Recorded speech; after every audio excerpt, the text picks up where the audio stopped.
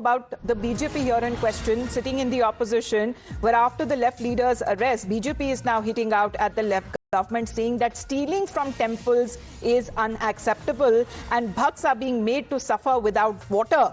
Arpita, what is this criminal negligence charge that has been leveled by the BJP now? In Sabrimala, there was a lot of crowd 2 days back, and a lot of devotees complained that there was no access to clean water and food facility.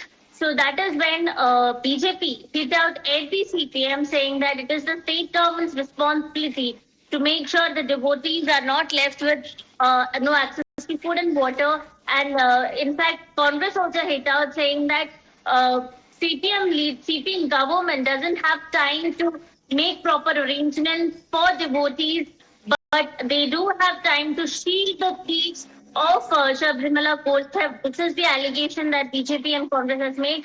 But after High Court's intervention, High Court had questioned Kerala government and the Devaswam board. In fact, today they have asked, High Court has asked both of them to file a reply giving a justification for why there was no proper crowd management. So today both of them will file a reply.